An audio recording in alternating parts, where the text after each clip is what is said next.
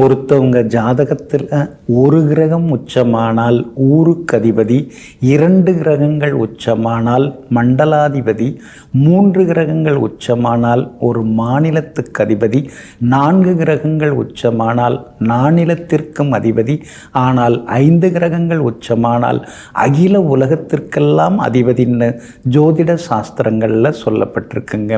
அப்படி 5 கிரகங்கள் உச்சமாக இருக்கிறது யாருக்குங்க? ஸ்ரீ ராமபிரானுக்கு தாங்க. இன்றைய தினத்தில் ராமநவமி உலகெங்கும் சீரும் சிறப்புமாக கொண்டாடப்பட்டு வருகிறதுங்க. அதற்கு காரணம் என்ன? அவருடைய ஜாதக அமைப்பு தாங்க. கடக லக்னத்தில் அவர் பிறந்திருக்கிறாரு. லக்னாதிபதி சந்திரன் குரு பகவானுடன் சேர்ந்திருக்கிறார். ஒருத்தவங்க ஒழுக்கமாக இருக்கணும், பெரியவங்களுக்கு மரியாதை கொடுத்து நல்ல ஒரு பண்பாட்டோடு இருக்கிறாங்க அப்படின்னு சொன்னால் அவங்களுக்கு லக்னாதிபதி சுபத்தன்மை அடைஞ்சிருக்கணுங்க. அப்போது கடக லக்னத்தில் பிறந்து லக்னாதிபதி சந்திரன் சுபராகிய முழு சுபராகிய குரு பகவானுடன் சேர்ந்து இருக்கிறது மட்டும் இல்லாமல் சந்திரனும் ஆட்சியாக உட்கார்ந்துருக்கிறதுனால தான் அந்த ஸ்ரீ ராமபிரான் உலகமே வியக்கும் அளவிற்கு உண்மையாளராக இருந்தார், ஒழுக்கமானவராக இருந்தாருங்க.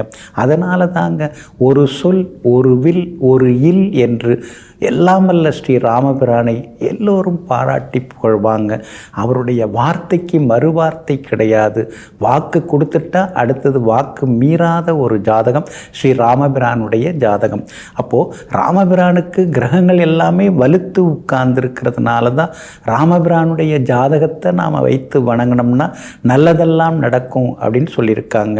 குரு பகவான் அவருக்கு லக்னத்தில் உச்சம் பெற்று உட்கார்ந்துருக்கிறதுனால தான் ஸ்ரீ விஸ்வாமித்திரர், ஸ்ரீ வசிஷ்டர் இப்படி மிகப்பெரிய மகரிஷிகளுடைய அருளாசி, மிகப்பெரிய மகரிஷிகளுடைய வழிகாட்டுதல் எல்லாமே ஸ்ரீ ராமபிரானுக்கு சிறப்பாக அமைஞ்சதுங்க.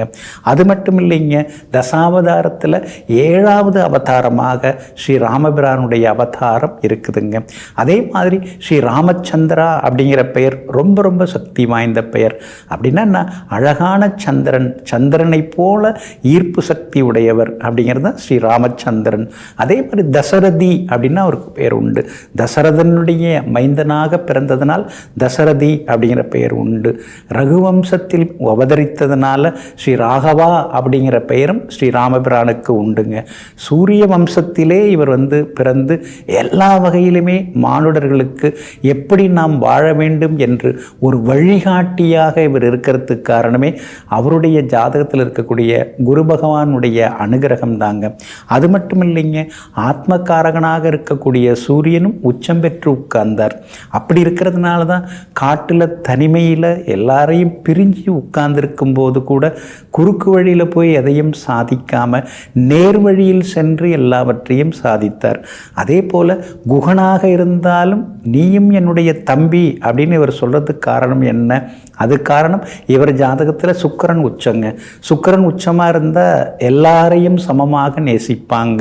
அதாவது எந்த பாகுபாடும் பார்க்காம எல்லாரையும் சமமாக நேசிக்கிறவங்களாம் பார்த்தீங்கன்னா அவங்க ஜாதகத்தில் சுக்கிரன் சிறப்பாக இருக்குங்க. இன்றைய தினத்தில் நாம் ராமநாமம், ராம பஜனை இன்னைக்கு செய்கிறது நல்லது. ஸ்ரீராம ஜெயம் எழுதினோம்னா நமக்கு நிச்சயமாக எல்லாவற்றிலுமே நன்மை கிடைக்குங்க. இரான்னா இல்லைன்னு அர்த்தம். மண், அதான் ராமன், மன்னா தலைவன், அதாவது ஈடு இணை இல்லாத ஒரு தலைவன் அப்படிங்கிறது தான் ராமன் அப்படிங்கிற அமைப்புகள் சொல்லப்பட்டிருக்குங்க. அதே மாதிரி இவருடைய ஜாதகத்தில் ஏகப்பட்ட விசேஷங்கள், கேந்திரங்கள்லாம் உச்சம் பெற்ற கிரகங்கள் எல்லாமே உட்கார்ந்துருக்குதுங்க. இன்றைய தினத்தில் நாம் ராமகீதை, ராமாயணம் இதெல்லாம் படிக்கிறது ரொம்ப ரொம்ப நல்லதுங்க. இன்றைய தினம் நீர்மோர் பானகம் இதெல்லாம் எல்லாருக்குமே நம்ம தானமாக கொடுத்தோம்னாலும் நமக்கு நல்லது நடக்கும். குரு தசை, அதுக்கு அடுத்தது சந்திர தசை, இந்த மாதிரி கிரகங்களுடைய தசை நடக்கிறவங்கெல்லாம் ஸ்ரீ ராமபிரானுடைய ஜாதகத்தை வைத்துக் கொள்வது ரொம்ப நல்லதுங்க. அதனால் அவதார புருஷனாகிய ஸ்ரீ ராமபிரானுடைய ராம நவமி நடைபெற்று கொண்டிருக்கக்கூடிய இன்றைய தினத்திலே எல்லாம் வல்ல ஸ்ரீ ராமபிரானையும் ஸ்ரீ ஆஞ்சநேய சுவாமிகளையும் வணங்குவோம். அனைத்து நன்மைகளையும் பெறுவோம். நெஞ்சிற்கினியவர்களே, ஸ்ரீ ராம நவமி திருநாளாகிய இன்றைய தினத்தில் ஸ்ரீ ராமபிரானின் திருவருள் உங்களுக்கு முழுமையாக கிடைக்கட்டும். மீண்டும் நாளை காலை சந்திப்போம். நன்றியுடன் உங்கள் ஜோதிட முனைவர் KP வித்யாதரன். வணக்கம்.